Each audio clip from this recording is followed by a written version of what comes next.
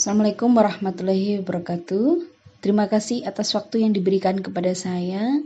Hari ini saya akan presentasi tugas mata kuliah studi hasil penelitian pendidikan matematika. Kami ucapkan terima kasih kepada dosen pengampu mata kuliah, Profesor Dr. Kartono MSI dan Bapak Dr. Mulyono MSI. Di sini saya Puput Surya dengan NIM 0416190001, mahasiswa program doktoral S3 Pasca Sarjana Universitas Negeri Semarang, akan mempresentasikan review artikel yang ketiga, tugas dari mata kuliah studi hasil penelitian pendidikan matematika, di mana artikel ini nanti berkaitan dengan rencana disertasi saya, yaitu pengembangan profesionalisme calon guru matematika melalui International Teaching Practicum. Telaah yang akan saya review nanti berkaitan dengan bagian dari disertasi saya yang akan terbit pada Juni 2020 nanti yang berjudul Mathematics Pre-Service Teachers Learning Experiences of International Teaching Practicum in Indonesia. Review artikel yang ketiga ini berjudul A Phenomenological Study of an International Teaching Practicum, Pre-Service Teacher Experiences of Professional Development. Artikel ini saya ambil dari jurnal Teaching and Teacher Education, di mana pada tahun 2013 edisi 36 halaman 198 sampai dengan 209. Penulis dari artikel ini yaitu Muhammad Kamarul Kabilan dari School of Educational Studies University Sains Malaysia, Penang, Malaysia, dari publisher elsevier.com.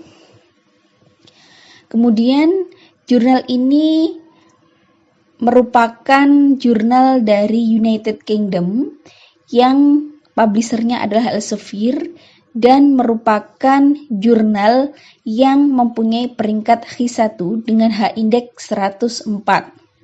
Saya lanjutkan ke bagian abstrak.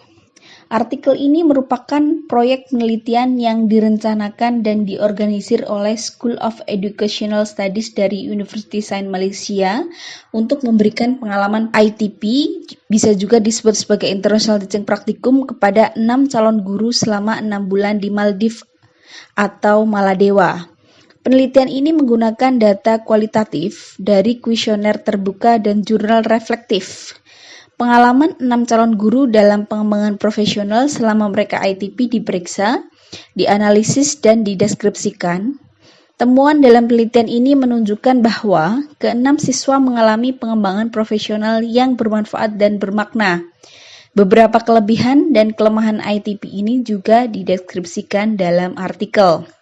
Masuk ke latar belakang, dalam konteks multikultural, guru dan peserta didik memiliki kesempatan untuk belajar dari dan tentang satu sama lain, serta memahami berbagai ide dan filosofi dari beragam kelompok individu.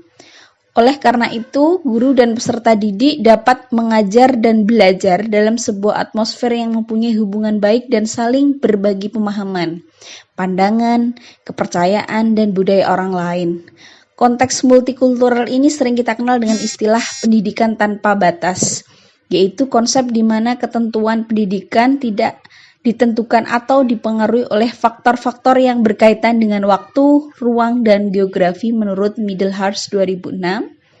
Dengan kata lain, pendidikan dapat direncanakan dan dikelola dimanapun dan kapanpun, khususnya dengan adanya kemajuan teknologi saat ini. Pengenalan TIK, khususnya internet dalam bidang pendidikan, berkontribusi pada berbagai inisiatif terkait pendidikan tanpa batas.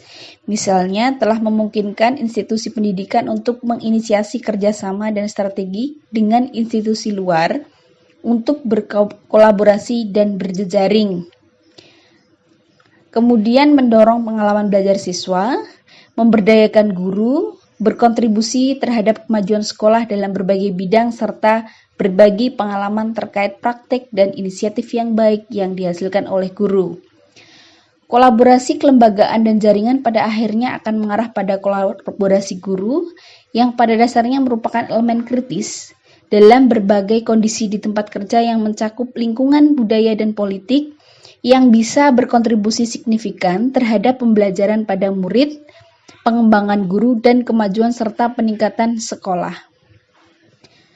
Gagasan kolaborasi antar institusi mengarah ke peningkatan dalam berbagai hal seperti saling berbagi ide dan praktek antara guru yang berkolaborasi. Diskusi itu dilakukan oleh para guru diantaranya untuk mendapatkan ide-ide baru, memperbaiki dan mengkonstruksi pengetahuan secara isi atau konsep maupun praktek, serta membangun pengetahuan baru secara konsep dan praktek terkait proses belajar dan mengajar. Gagasan ini sangat berkontribusi terhadap perubahan dan peningkatan sekolah jika dipraktekkan secara maksimal dan dipantau oleh guru yang mana semuanya ikut berpartisipasi. Selain berbagi manfaat di atas, penghargaan dan pengakuan internasional terhadap lembaga pendidikan yang ikut kerjasama akan memacu banyak lembaga lainnya untuk memulai dan mengembangkan kolaborasi dan berjejaring dengan lembaga internasional lainnya. Selain itu, membantu mewujudkan tujuan pemerintah untuk meningkatkan dan memperkuat hubungan dengan negara lain. Berikutnya, konsep pengembangan sumber daya manusia sebagai salah satu komponen di era globalisasi ini.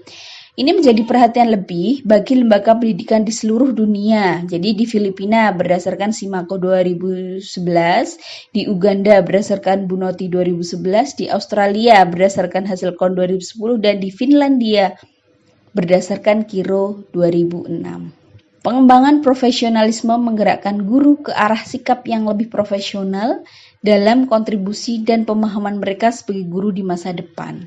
Menurut SIM 2005.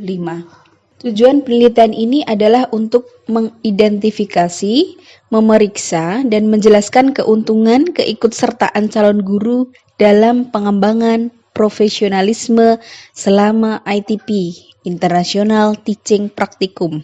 Kita masuk ke kajian teori. Beberapa perguruan tinggi di Amerika Serikat seperti di UK, United Kingdom, Kanada, dan Australia telah menginisiasi dan mengembangkan program belajar di luar negeri kepada mahasiswanya sesuai bidang masing-masing berdasarkan Thomas 2006. Kemudian program belajar di luar negeri ini dimulai sejak tahun 1970-an. Di antara program-program tersebut antara lain dalam bentuk Student Exchange Program, Short Study Program, Teaching Practicum, Field Experience, Immersion Program, atau Event Brief Placement and Attachment.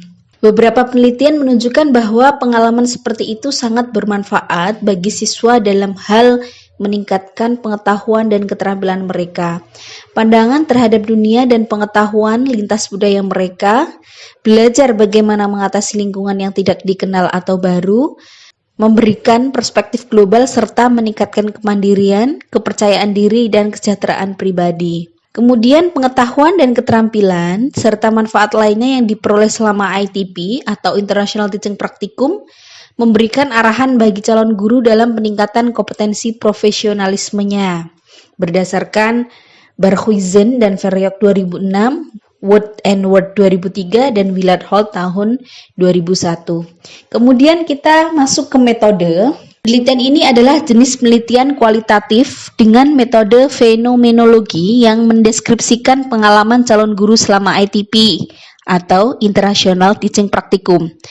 Metode penelitian fenomenologi digunakan untuk mencari fenomena atau kenyataan sehingga mendapatkan penjelasan mengenai realitas yang tampak. Penelitian ini berdasarkan fenomenologi harus melihat objek penelitian dalam suatu konteks naturalnya.